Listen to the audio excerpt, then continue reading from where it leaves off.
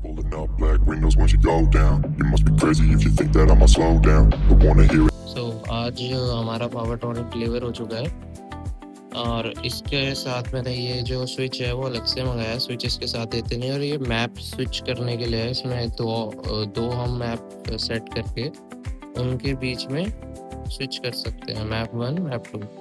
और ये हमारा मेन यूनिट है पावर ट्रॉनिक का।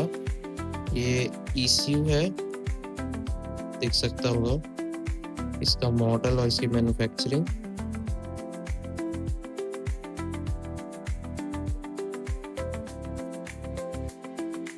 ये हमारी quick manual and this is the main piggyback ECU जो कि बाइक में इंस्टॉल होएगा। इसके साथ हमारे को कुछ कनेक्शंस के लिए मिल जाते हैं, जैसे ये इंजेक्टर के साथ लगेगा और ये स्पार्क प्लग के साथ लगेगा और ये कनेक्शंस है। बाकी सारे मेरे को मैनुअल पढ़नी पड़ेगी एक बार। यूट्यूब पे तो अभी तक मैंने खुद सर्च करा, किसी ने लगाया ही नहीं है क्लासिक रिबॉन में। बाकी ये कुछ relay and zip ties and आपको स्टिकर और एक वारंटी कार्ड और एक कीचेन आपको मिल जाता है इसके अंदर। बाकी इस साइड अगर हम देखते हैं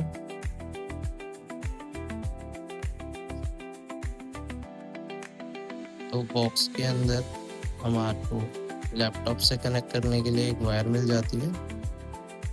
साथ ही साथ में रेस डायनेमिक का या हमारे को मॉड्यूल मिल जाता है, जिससे हमारे को ये पता लगता रहेगा कि जो हमने कनेक्शन करे हैं एक्चुअल में सही है कि नहीं। अगर वो सही नहीं होते तो हम इस पे इंडिकेशन नहीं आएगा तो हम उसको सही कर सकते हैं। इसको यूज़ करने से पहले आपको डायरेक्ट ये कनेक्ट करना नहीं है।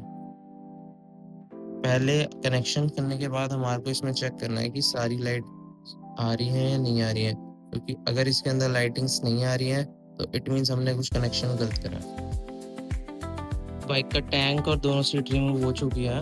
मैं इसको थोड़ा सा क्लीन अप करके कनेक्शन स्टार्ट करता हूँ। बाकी जो टैंक रिमूव है वो मैंने इसलिए नहीं डाला क्योंकि मैं प्रेफर ही नहीं करता कि आप अपने घर पे खोल लो टैंक, क्योंकि काफ़ी कॉम्प्लेक्स है टैंक खोलना और वापस लगाना और ज़्यादा है, क्योंकि आपको पाइप वगैरह कनेक्शन करने पड़ेंगे और ये आपने गलत कर दिए तो आपका जो पेट्रोल ड्रेनेज का और ओवरफ्लो का पाइप होता है उस डायरेक्ट इंजन पे ही पेट्रोल को छोड़ देगा, क्योंकि टैंक के अंदर डायरेक्ट ही नीचे गिरने लग जाएगा यहाँ पर और यहाँ से सीधा इस पे इंजन पे गिरेगा, कनेक्शन में भी जा सकता है। सो मैं ये प्रेफर नहीं करता। आप अपने सर्विस सेंटर जो भी आपका नियरेस्ट होएगा या कोई आपका लोकल मैकेनिक आप उसी से खुलवाएं। सो ऑलमोस्ट वायरिंग हो चुकी है। मैंने ये सीट के अंडर के थ्रू ये वायरिंग देके, और ये जो ब्लैक वाला वायर है ये नेगेटिव का होता है, मैंने यहाँ पर दे रखा है, मैंने यहाँ अटैच कर दिया है। बॉडी के अंदर नेगेटिव एनर्जी फ्लो करती है पूरी बॉडी में। और ये जो हमारा वो है प्लग, ये है इंजेक्टर का प्लग यहाँ पर लगेगा। ये जो प्लग है ये यहाँ लगा होता है एग्जैक्ट इंजन के, और ये आपको काफ़ी बिना डैमेज करे निकालना पड़ेगा। बड़ा मुश्किल होता है निकालना क्योंकि इसके जस्ट ऊपर चेसी है और हाथ भी नहीं जाता इसके अंदर। और दूसरा ये जो हमारे पास वायर है ये है स्पार्क प्लग का। तो स्पार्क प्लग का तो आपको यहीं दिख रहा होगा सेम टू सेम, फीमेल वाला मेल में, मेल वाला फीमेल में, अपोजिट में डाल के आप यहीं पर जिप टाई करके इसको लॉक कर सकते हैं। दूसरा जो मेरे को रखने का है कि मैं कहाँ पर रखूँगा, तो मैंने सोचा सीट के सेंटर में यहाँ पर फ्रंट सीट आती है, यहाँ बैक और फ्रंट के बीच में गैप आता है, तो उस गैप के अंदर मैं यहाँ माउंट कर दूँगा, क्योंकि मैंने इसमें ट्राई करा तो इसमें तो जगह है नहीं है फिल्टर के एरिया में। दूसरी साइड में बैटरी है। स्विच का वायर यहाँ से आके इसके नीचे से जाके चेसी के थ्रू और यहाँ पर आके मैं इस वाले प्लग में कनेक्ट कर दूंगा। मैं इसको जिप टाई करके प्रॉपर करूँगा और यहाँ पर भी जहाँ मेरे को लगेगा जिप टाई करनी है जिन वायर्स पे, मैं उस पर भी जिप टाई करूँगा। और जिप टाई पैक के साथ आता है। और जो मेन मॉड्यूल है उसको मैं समथिंग ऐसे में या ऐसे में माउंट करके सीट के सेंटर में ही रखूँगा, ताकि मैं लैपटॉप वगैरह से जब मेरे को ट्यूनिंग करनी होगी तो ईजी एक्सेस रहे। सो सारे कनेक्शन हो चुके हैं। मैंने इसको भी कनेक्ट कर दिया है। मेरे को सिर्फ टैंक कनेक्ट करके ना चेक करना है कि सारे कनेक्शन ओके हैं कि नहीं। सो टैंक भी इंस्टॉल हो गया है और अब मैं फर्स्ट ऑन करके देख रहा हूँ।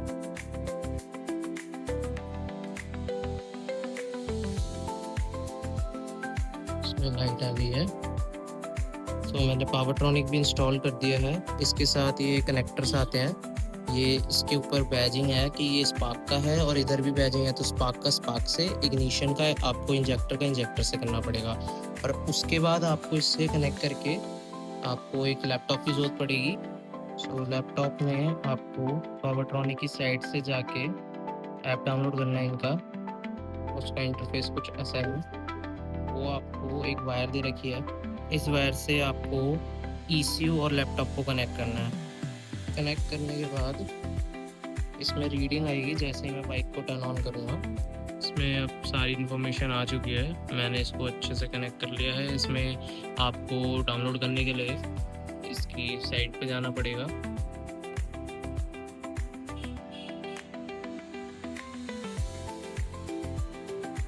ECU को भी देखो कॉन्फ़िग करेगा ये।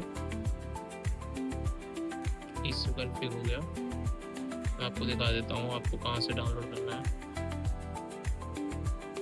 इस पर आप पावरट्रॉनिक सर्च करेंगे, देन साइट पे जाएंगे, फिर इसमें डाउनलोड्स में जाके आपका वर्जन 3 है या 4 है उसके अकॉर्डिंग आप डाउनलोड कर सकते हैं। इसमें जाएंगे।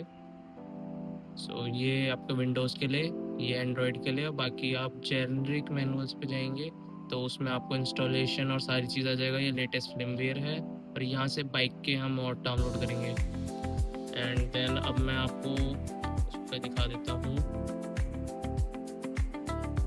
ओके, तो देख सकते हो वोल्टेज आनी स्टार्ट हो गई है। इधर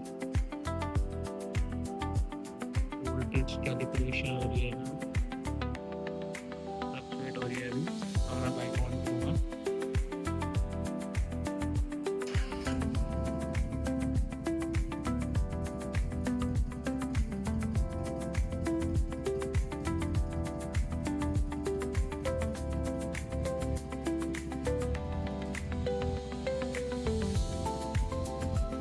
अभी अंडर 1500 ये चल रहा है।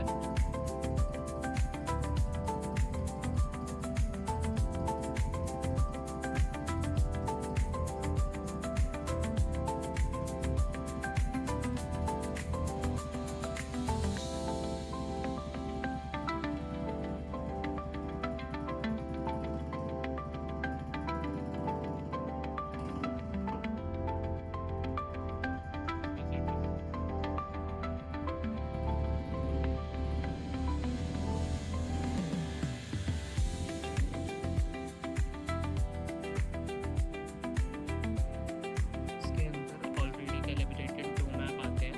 मैप 1 का फ्यूल जो है ऑलरेडी इन्होंने कैलिब्रेट करा होता है एज पर बाइक, जो उसको हार्म ना करे बट उसकी परफॉर्मेंस इंक्रीज कर दे। और मैप 2 जिसका स्विच बटन मेरा यहाँ पर लगा हुआ है बाइक में, जिसके थ्रू अगर मैं इससे चेंज करता तो यहाँ पर भी चेंज होएगा। जैसे मैप 2 एंड मैप 1 ये मैं स्विच कर रहा हूँ स्विच से। पूरी तरह लग चुका है, सारी वायरिंग हो गई है। अब इस पर सीट लगा दूँगा मैं। इसको ऑन करते ही इधर लाइट ऑन हो जाती है।